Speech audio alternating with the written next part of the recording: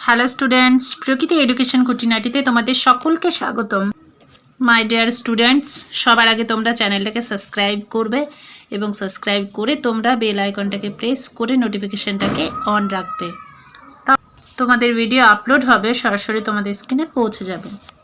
তো চলো আজকে আমরা আলোচনা করব বাংলা ব্যাকরণ থেকে বিপরীতার্থক শব্দ নিয়ে।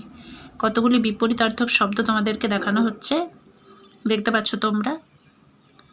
প্রথম বিপরীত শব্দ হচ্ছে বিশ্রাম। বিশ্রাম বিপরীত শব্দ হলো পরিশ্রম। নেক্সট শিকার। শিকার বিপরীত শব্দ হচ্ছে অস্বীকার। নেক্সট বিজ্ঞ। বিজ্ঞ বিপরীত শব্দ অজ্ঞ। তারপরে হচ্ছে আশীর্বাদ। আশীর্বাদ বিপরীত শব্দ হবে অভিশাপ। তারপর হচ্ছে আকর্ষণ। আকর্ষণ বিপরীত শব্দ বিকর্ষণ। নেক্সট উৎপত্তি। উৎপত্তি বিপরীত শব্দ হচ্ছে বিনাশ।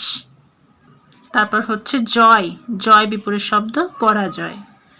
তারপরে হলো সার্থক। সার্থক বিপরীত শব্দ ব্যর্থ। নেক্সট আশ্রয়। আশ্রয় বিপরীত শব্দ হচ্ছে নিরাশ্রয়। তারপরে হচ্ছে যশ। যশ বিপরীত শব্দ নিন্দা। নেক্সট সুন্দর। সুন্দর বিপরীত শব্দ হলো কুৎসিত। নেক্সট হচ্ছে লম্বা। লম্বা বিপরীত শব্দ হলো বেঁটে। তারপরে হচ্ছে শেষ। শেষ বিপরীত শব্দ শুরু। অভ্যস্ত। অভ্যস্ত বিপরীত শব্দ হচ্ছে অনভ্যস্ত। যুদ্ধ। যুদ্ধ বিপরীত শব্দ শান্তি। নেক্সট হচ্ছে সতর্ক। সতর্ক বিপরীত শব্দ অসতর্ক।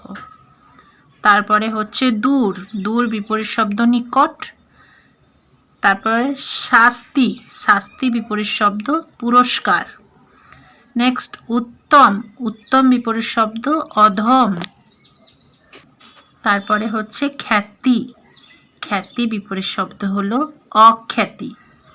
নেক্সট অর্পণ। অর্পণ বিপরীত শব্দ গ্রহণ। নেক্সট অর্পণ বিপরীত শব্দ হচ্ছে গ্রহণ। আবার গ্রহণ বিপরীত শব্দ যদি থাকে তখন হবে ত্যাগ। গ্রহণ বিপরীত শব্দ থাকলে হবে বর্জন। ত্যাগ থাকলে গ্রহণ হবে, গ্রহণ থাকলে বর্জন হবে।